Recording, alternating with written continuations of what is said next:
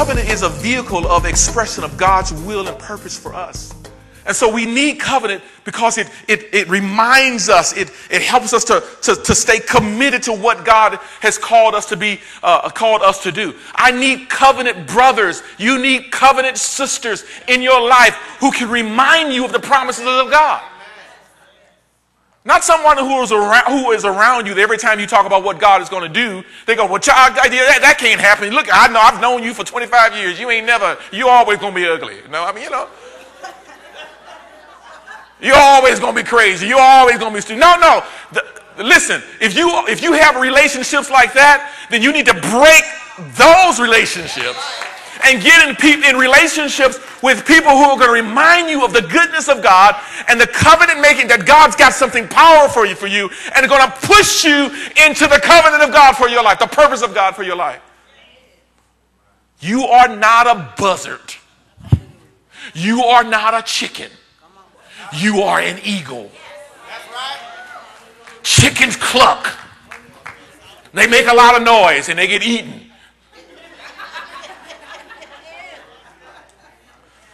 Buzzards walk around looking for dead things. And if you got buzzards in your life, and if you got chickens in your life, you're in the wrong coop.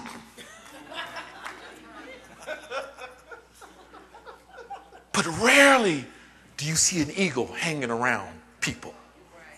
Rarely do you see eagles being caught. They soar. They soar. They climb to the highest mountains. They climb to the highest elevations.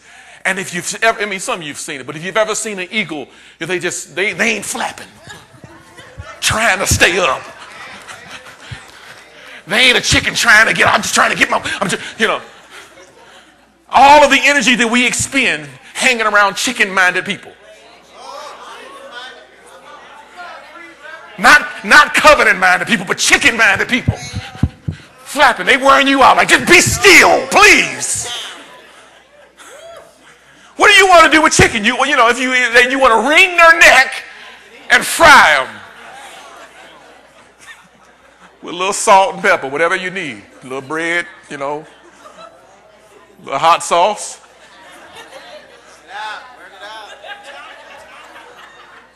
I see I done made y'all hungry. Look at y'all. Pastor, it's time to go. No. Eagles, they're not flapping. They're just gliding. They're gliding through. They're finding the next burst of wind. They're finding the next release because they're soaring. They're full of destiny and they see. They're looking for their prey. They don't come down, fight for the prey. They patiently wait for the promise. And as soon as the fish comes out of the water, if they time it perfectly, pop, gone. That's how we ought to be as covenant-minded people. That we're soaring. So we need to be reminded of our commitment. Everybody say, I'm committed to something. See, I'm committed to you. I'm committed to the call of God. I'm not today saying, Lord, I'm done with them people. And as soon as y'all give a good offering, well, praise God, I love them people. As soon as something happens, oh, I'm done with them people. And as soon as somebody pat me on the back, oh, I love these people. No, my commitment is not to the people. In that sense, my commitment is to God, and I'm in covenant with God. See, there's no doubt in my mind that this is the call. So I'm committed to it because he's going to fulfill his call in our lives.